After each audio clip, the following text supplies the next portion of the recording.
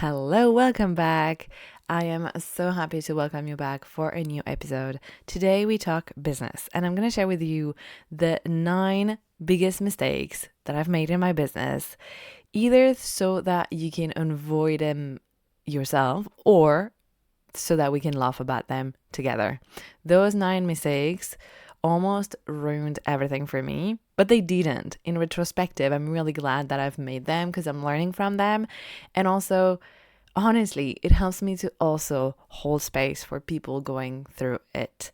And you know how much I love to talk about mistakes and failures and what didn't work because I've been in it for a long time and I've been in quote unquote the struggle, but this is also the time that was the richest in teachings and lessons. So let me dive right into it because I loved to reflect back on them.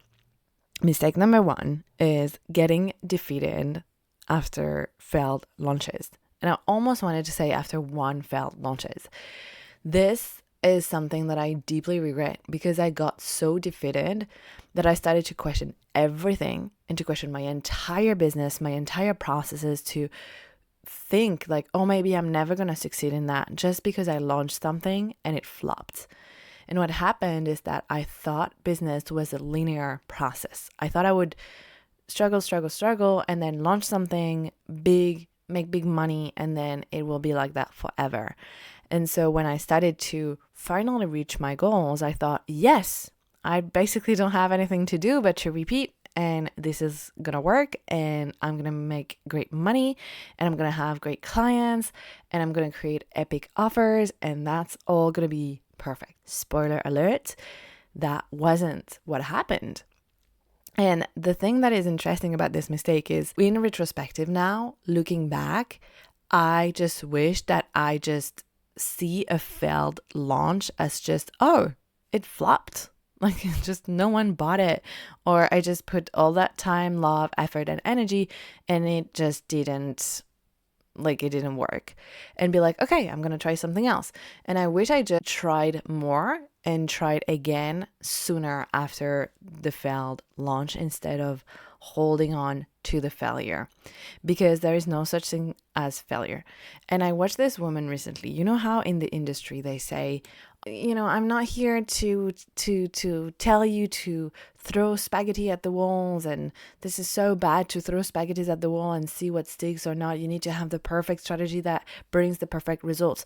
You know what? I'm really upset that I didn't throw more spaghettis at the walls and see what stuck and what not, because I got so defeated that I didn't actually learn from this. I could have been more humbled by it and be like, oh, let me learn what didn't work, instead of being so affected and so defeated by it and questioning my worth, questioning my work, questioning the value of what I provide. So I wish I just continue doing it and tried harder and try more and try differently. But it almost stopped me a little bit. I never lost the desire to have a business and everything, but something in me, I lost a little bit of courage because I was a bit ashamed of pouring so much love and energy into something and seeing it more as a business, and it's just something that flopped. Like, it's no big deal. It's no big deal. It's no big deal. Mistake number 2 is thinking that consistency was for the algorithm. This is something that I struggled with for a long time, because I have those periods of like passion, creativity, inspiration, and I'm fired up. I want to create a lot of content. I'm very consistent. I'm a go-getter. And I have other periods where I step into more of my soft girl era. I've seen people saying that, where I need more rest and I'm not that inspired anymore and I'm questioning more and I'm more in my winter time. But thinking that consistency was for the algorithm, meaning that I had to force myself to be consistent, otherwise I would be punished by the algorithm. That was so silly. And that prevented me from stepping into my leadership role.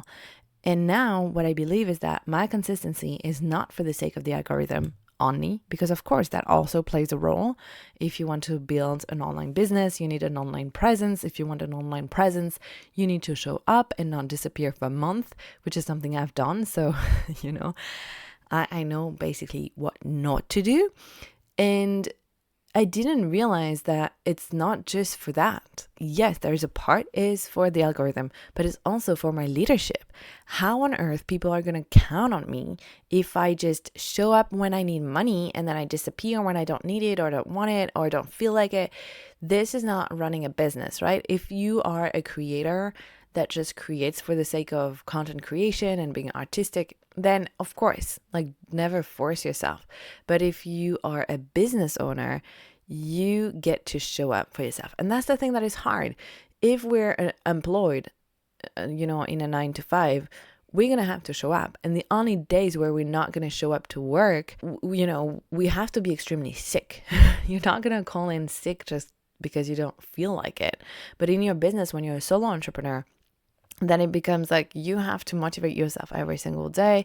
And sometimes you want to be like, fuck it, I don't want to be a slave to the algorithm. That was me for a long time. I was like, I don't want to be a slave. I want to be so magnetic that I show up whenever I want and I do whatever I want, blah, blah, blah, blah, blah, blah, blah, blah. This was detrimental for my leadership. Because again, I work with people. So people will count on me if I show up with consistency. Consistency is not just for the sake of consistency. Consistency is not for the algorithm. Consistency is for my leadership posture. Can I hold myself? Can I hold others? Can I stay here? And this is about building trust as well. Mistake number 3 is being afraid of marketing. Yes, I said it. So when I started to pivot from being a yoga teacher and being a coach, most of my coaching clients were yoga people. So they would come for the yoga and then I will convert them into coaching clients. But then I really wanted to be coaching full time because this is where I had the most expertise, the most fun. This is where I could lead deeper, more transformative journeys with people. And so I was like, I don't know what the fuck to do. And I was working with a mindset coach at the time. And she was like, I think you need a business coach because your mindset is great. And like, we've done a lot of work together, but you need the structure. You need someone to guide you in how to run a proper business, because I had no clue. So I decided to go on, a hunt of the business mentor. And I was looking for what existed out there. And the thing is, I didn't know anything about this coaching world. I didn't know how people would proceed. And also it's something that is mostly, I would say, come from the US. So it is not our way of doing things here in France. This is not how my mind was not ready for the format of signing people. So I remember being approached by this girl, and she was teaching people how to run a yoga business with having a proper business and making money from it and blah, blah, blah. And because I was struggling at the time and I didn't know anything, and that was the early stages of my business, I think my business was not even a legit business it was not declared to the state. I was just doing this to make money and that was my dream, etc., etc. But it was the early stages. And so I got approached by this and they got me onto a sales call. And I don't know what is a sales call. And I've never done it. I've never done a discovery call before. So I've been approached by one of the team member and she got me on the call and she pressed on all of the pain points. And really, this marketing call, I really want to do an entire podcast about it because that was borderline traumatic, honestly. And that also what made me scared of marketing. I felt so abused and so manipulated that I was so scared of marketing after that. I was like, I'm afraid of making people feel the way I felt during that call. And it took me years, and I'm telling you, years, almost 5 years, until I'm finally starting to reclaim, like, it's okay to sell. It's okay to use marketing tactics if they are aligned, if they're authentic, if you're not manipulating people, if you're doing it with integrity. And integrity is also something that is learned. You're going to make mistakes. You're going to do things that you're not entirely proud of, but you don't realize it when you do it. You just get better over time. And this is a grace that you have to give to yourself and also to other people, because they're also learning. And I'm sure maybe this girl running this business, I hope they are not doing calls like this anymore. But if they are, fuck them. Very strongly. Okay, mistakes number 4 is attaching my worth to my numbers. It's very connected to the failed launches, but because I didn't make the money I wanted, I didn't have the number of clients that I wanted, I was not invited in as many gigs, podcasts, other people's containers anymore, I made it mean that I was a failure. Not that I failed at something, not that I was bad at something, I was just made me wrong. And I cannot even explain to you now how much I was attached to my business. Like, it was my business with me. And I think that's tricky for a lot of people that have personal brands. We show so much of ourselves. We give so much. It's our passion. It's everything that we are obsessed with, that we think we are the business, and we are not. So when I started to detach myself from my work, from my business, everything started to feel a little bit more easier. And I also had more clarity to make better decisions, because it's not attached to like what it means about me, right? Just to give you an example of just how bad that actually was, I think that was the beginning of the year, and my best friend asked me, okay, what are your goals? What are your desires? What do you want for yourself? And I only said business stuff. And she was like, okay, cool. That's the business side. What do you want for you? And I'm like, what do you mean? I just told you. And she was like, well, you exist outside of the business, right? So what do you want for you? Your personal life? And I was like, I don't understand. I don't get what you're saying. And now looking back, I realized just how bad that was. But I only existed through the eyes of my business. I was so absorbed by it. And you know what? I don't even regret it, because that makes me so resilient. And that's why I continue for so many years, is because I'm inhabited with such a strong passion and drive, and I can face obstacles because of this. So when I say mistake, it wasn't actually a mistake. Like, I'm happy I experienced this also, because I see it in so many of my clients, so many of my friends, so many people that are in this realm of entrepreneurship and having businesses that feels good to us, meaning they're our passion and we want to do something good for the world, and we're so invested in the business emotionally, spiritually, physically, like we bring everything to the business. Now I can hold space for that kind of people because I experience it myself and I can see it. And I still have some aspects of it. Sometimes I still get affected and attach my worth to my numbers. But it meant that I felt really, really good when things were working right. And I feel almost cocky, when things were working well. I felt almost better than, like, oh my God, look at me. I wasn't really in that energy of look at me, but within myself, it felt like, oh my God, I'm such an amazing coach. I'm so good. I'm blah, blah, blah. And then the number are dropping. The numbers are dripping. Oh, that's sexy. The numbers are suddenly dropping and you're like, oh my God, I feel like a piece of shit. So detaching my worth from my numbers and realizing that I'm a unique soul and human being. It doesn't mean I'm perfect. I'm no better than, I'm not worse than, I'm not a piece of shit. It's just me. And I'm trying and I'm investing time, energy, and love into a project. It's just a project. It's just a business, right? Mistake number, I think we're 5 now. Mistake number 5 is poor customer service. What I mean by that, I'm a solo entrepreneur, even though I had some freelances here and there. Poor customer service is poorly handling people not liking my work. I'm going to be transparent with you. It didn't happen a lot, but it happened so that it was hurtful and painful. And I handled it really poorly, very badly, because I was so emotionally invested in it. And I think that's very connected to the other mistake of attaching my worth and being so emotionally invested in the business that I felt like it was for me. And I got super upset. I got upset because this one woman, one client that was not happy with my work. She came to me and she was like, I didn't get what I paid for, blah, blah, blah. And I was like, fuck you. You didn't show up to any of the fucking calls. You didn't do the work. But I got so triggered. My response was really emotional. And she also like, did weird things with her payment, didn't honor the payment plans, whatever. Things that in the moment felt huge and so upsetting and therefore handled very poorly, when now in retrospective, it was just one unhappy client. And I think this is where I got to grow and to understand like people are not going to be always happy about me. But if I know what I'm providing, of course, if I do a shitty job, I get to learn from this, take responsibility and grow. And some of what she said, was partly true. So I also learned from this and it made me a better coach. I had to put my ego aside and be like, okay, I'm going to listen to what she's actually saying because part of it might be true.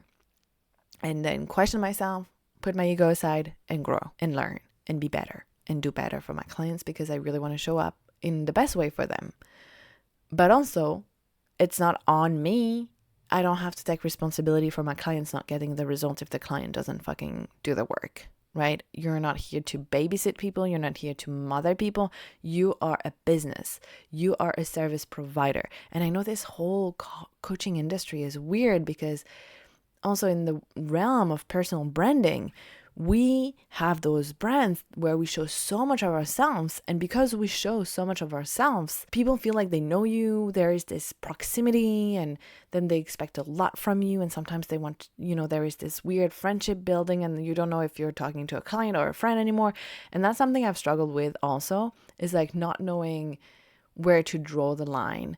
If this person, because I started to really love my clients, some of them became my best friends. So it's so strange because then you're like having to hold very strong boundaries. But this mistake about poor customer service is we need to handle it like a big corporate would do it. They have a service dedicated to what happens with customers. Sometimes they need more help, more support. Sometimes the product is not working properly. Sometimes they are not happy. They want a refund, whatever it is. Why, we are not exempt from this. We will experience some form of that too. And I think the more we grow, the more we're going to have unhappy clients. And it's not to say like if you have too much, if you have a big percentage of unhappy client, then you're probably the problem and your product is not good enough and you really need to get real with yourself and go back to why you're doing it. Is it in alignment? Do you deliver on what you promised you would deliver? This is really important. But let's imagine you got that covered. If you have more reach, hopefully it still stays like 0.0001% of people that are unhappy with you. But you're going to have people that don't find the value in it. No big deal. Move on. No big deal. Move on. I know we get so attached and it's upsetting and it hurts. It fucking hurts when you put so much of yourself. And especially the more proximity you have with someone, the harder it is. For example, if someone is unhappy with a self-paced course that I have, it's not going to have the same impact as if it's one of my one-on-one clients that we got on weekly calls together. It's not the same impact. But I think it's important to really put in perspective, like this is business, and also being super clear about the expectations and the boundaries so that you know exactly what you deliver. And if you deliver your best and you showed up with integrity and you have completed your half of the contract, then if someone is unhappy with your work, it's not your problem. It's just hurting, it's hurtful, but not everyone is going to be entirely super excited about you, and that's okay. That's something I really had to learn, and I'm still learning. It's not something that is fully embodied, integrated in me just yet, because I also got so defeated by it. I got almost traumatized by it. It really prevented me from showing up and offering. I think I wanted to go back to one-on-one coaching for a long time, but because I had this one client experience that was unhappy and I handled it really not good. I was way too emotional. I felt like a boyfriend just broke up with me or something, like it was a big deal. And I was also so upset. I think the reason why this woman stopped this because of the money, but she didn't want to say it. And so I got so upset because I was like, I would rather you telling me, hey, I can't afford your services anymore. I need to stop.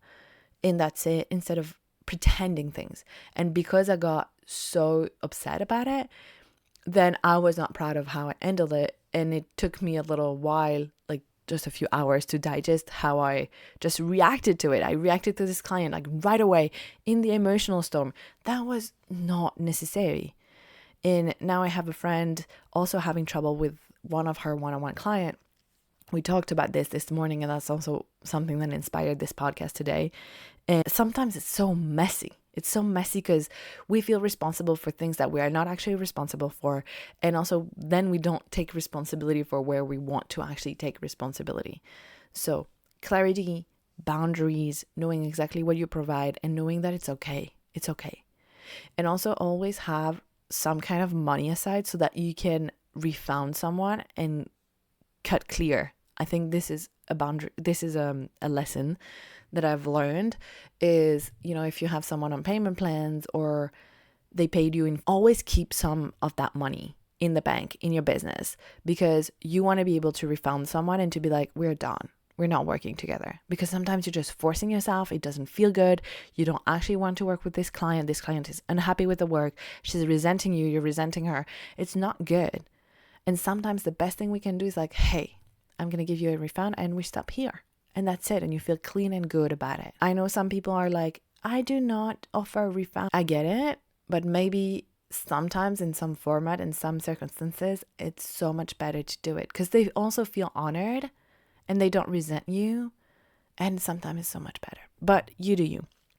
Not the point of this part of the program. I just said the best thing we can do to prevent these mistakes of poor customer service is show up in our best, know what we provide, and also just listen. What do they want? What do they want? It doesn't mean you have to provide everything they want, but listen to your clients. And who do you want to be for your clients? Not just for ourselves. I feel like we get so entitled in business, especially in this realm of personal development and embodiment and feminine energy, blah, blah, blah. And we're like, oh, I need to charge my worth and I don't want to work under this certain amount of money. Okay, but are you providing value? I see big names in this industry doing like crazy shit. Like I talked about this I'm just going to go on this tangent for a second because recently I love to get a little bit mad in my podcast. I love to call things out, but okay, this one woman, she's big in the industry and she does that all the time. And I see so many people okay, how do you say that? Vomiting, the same thing online, which is their offer starts at $22 and then you don't know why, but 3 weeks down the line, it's $2,000. I'm sorry. Am I stupid? You didn't add $2,000 value to the program. What are those tactics? Can we talk about this? I think I'm going to make a whole episode about it because I really want to get into it and get fired up about this. This is manipulative as fuck. How do you want me to trust you as a leader? And I see so many people doing early bird prices, doing some kind of discounts. Even big discounts can be okay, but there is a way to do it that feel I don't know, respectful. To me, something that is $22 one day and then the next day it's like 10 times the price. What the fuck? Is there some actual value in what you're selling? How can I trust you? I feel it's a bit, how do you say, shady. I don't like it. Just personal taste. But this is not what makes me feel like you respect your clients. That's it. And that's why I tied it to this mistake. Mistake number 6, listening to the wrong people and outsourcing for advice. Yep. I think in the early stages in my business, and even when I was more advanced, I'm so passionate with my business, as you know now, that I talk a lot about it. And I'm someone who loves to talk. So I talk about my business to this person, this person, this person. They gave me their opinion. And when I'm in time of doubt, I feel a bit more disempowered. And when I feel disempowered, I'm going to outsource and see like, okay, what do I need to do? Someone has the answers, and I'm outsourcing my knowledge. And then I do things that are not aligned with my brand. But I know how hard it is when we feel empowered, when we feel good about something, when something is working well. This is so easy to apply this advice, right? It's so easy to stay true to yourself. It's so easy to not make poor decisions. But when you're afraid, when things are not working out the way you want to, you start getting into that panic and maybe I don't know. And also when you just don't know, when you are a beginner at something, of course you want to somehow outsource or find someone who has the answers that you don't have because you haven't tried it, you just don't know. So yes, part of building a business and learning from others, especially if you're a solo entrepreneur, you're going to have to learn everything. You're going to have to do your job plus build a business. Be the marketing team, be the copywriting team, you're going to have to do everything. Editing team, like, of course, there are so many things you're going to have to outsource to get that knowledge if you want to still doing it yourself. But when I mentioned this mistake of listening to the wrong people, is sometimes I got a bit lost and I didn't fully follow what I wanted to do because it was the way it's done in the industry, or because someone else told me I should do this or should do that. So be extremely mindful to who you take advices from and always checking with yourself. And also it's fine to experiment. If someone gives you an advice and you're like, oh, I don't know how I feel about that. Let me experiment. Let me experiment with it. Let me see how I feel about it when I apply this. But be mindful enough to not follow through something that doesn't feel right. If you're like, actually it doesn't, not doing this. But because you've heard it from someone who is, I don't know, more successful than you or whatever, sometimes it can feel like, oh my God, it's just me the problem. You're not the problem. Not listening to you and listening to the wrong people was the problem. Moving on to mistake number 7 is, thinking that just investing in a mentor would save me and save my business. You can invest in someone. It doesn't mean you're going to get the result if you don't do the work. And I mentioned it earlier when it was about my client, but it's the same. When you invest in something, it's not going to magically save your life.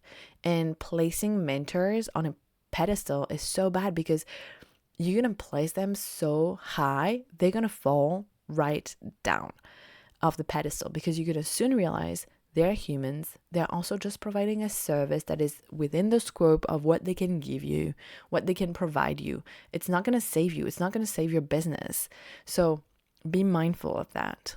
I think it's mistakes that I've done in the early stages where, because I didn't know and I wanted the knowledge and I was very easily impressed by other people, I was like, oh my God, if I invest in this mentor, it's going to save me. I'm going to make so much money because they're telling me that I'm going to make money. Also, it's about using discernment of like, they cannot predict how good or bad I'm going to do in my business. They can help me and then can provide skills. So now I prefer to invest in something that actually like supports me in a very tangible ways. Like, okay, what do you provide? What do you actually provide? This is just mindset work, because mindset work is not going to give, like, it's going to give mindset results. Are you providing like marketing support, like actual strategies? What are you actually giving? Be mindful and discerning. Mistake number 8 is withholding my content and my creativity. You have no idea how much content I had on my hard drive that never came out. And this is such a mistake that I'm trying to not do anymore because, and I know so many people that are like me, you create so much in your phases of inspiration and then you forget to actually post it. And because you've done so much work in the creative process, you feel like you've done the work, but nothing is out. Nothing is out into the world for people to see it. And then you grow so much, 4 months goes by, and then you look back and you think this creation is not relevant anymore or it's not good enough anymore because you've grown, and then they die on a hard drive. And this is one of my biggest regret. Like, I had so many things. I just wished I just put it out there. And I'm forcing myself to not go in those, because I know this is part of my struggles in business, is like, let's fucking go. Let's post it. Let's publish it. Let's be messy. It's not going to be perfect, but the only way to grow is actually to face it. And also because if you withhold your content, you're withholding the opportunity for you to grow, because again, you learn by doing. Practice makes the master. And you also withholding some of your information, some of your process to the people who actually need it. Okay. And finally, this is a good one. Last mistake number 9, thinking that I had to be so authentic. And that's very connected to what I shared before about thinking like I was my business.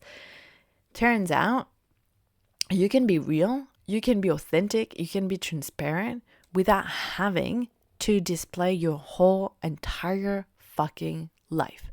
You can stay in a role. You can play a role in your business. This is your permission. I know it's very controversial, because nowadays everyone is like, you have to be so authentic. And it doesn't mean shit anymore. It doesn't mean shit. Just people are taking Instagram for their personal diaries, and they're just oversharing in a desperate act of getting people to trust them. I don't think you can build trust just like that. I show up in my business as Lika coaching. Am I the same person in my private, intimate life with my partner, for example? Am I the same person when I have dinner with my family members? Fuck no. And I'm giving you this permission because someone else gave me the permission. Someone I really looked up to, someone I was even a bit envious of. And I thought she was such a badass in her business, and I thought she would embody that everywhere else. And she was like, fuck no. Part of this is playing a role. It doesn't mean the role is inauthentic. It doesn't mean it's fake. It's definitely one aspect of her. And she is definitely in that power in her business, but then she acts very differently with her partner. She acts very differently with her friends, with her parents, with her family. And that gave me big permission to not feel like shit about it. And now I can separate even more. And that feels good. Separation with my business feels good. I'm a certain way in business. I'm a different way with my man. I'm a different way with my parents. And that's okay. And that's actually normal. They're all real. They're all authentic. But I don't have to bring my whole vulnerable self all the time. Of course, what I do is inherently very vulnerable. Everything I share with you is from my heart. It's the truth. I never lie, or I try to not lie. Sometimes I lie to myself. So that's the only way I can lie to you guys. Like we all do. But I'm not manipulative. I'm not using weird tactics. I'm not trying to I don't know, be sneaky, But I also don't have to show you everything about me. I get to keep some stuff secret. What is sacred is secrets. What is sacred gets to be secret sometimes, for protection, for just respect. So you're allowed to show just one aspect of you in your business and go all in that. It doesn't mean you're not authentic. It means that you are a business person who provides the best for the people, and you bring your heart and soul and genuine self, but you don't have to overshare. You don't have to be like this all the time and in perfect integrity. Like, of course, we're going to have some little cracks of integrity. Some stuff that we're going to teach people how to do, it's going to be hard for us to apply. This is it. This happens. It's okay. It doesn't make you a wrong person. Stop putting so much pressure on yourself.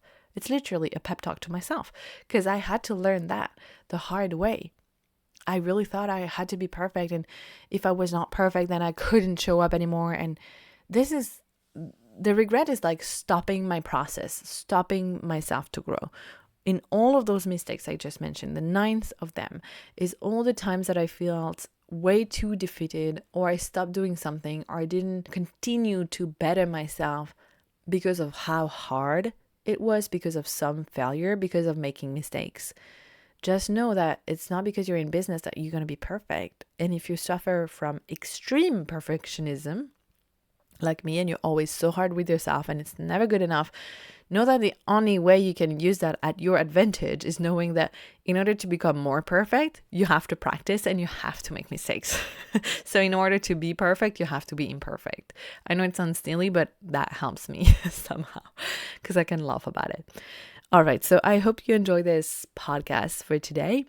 I talk to you next week, and let me know where your biggest struggles and also what are your biggest takeaways for this episode. Talk to you soon.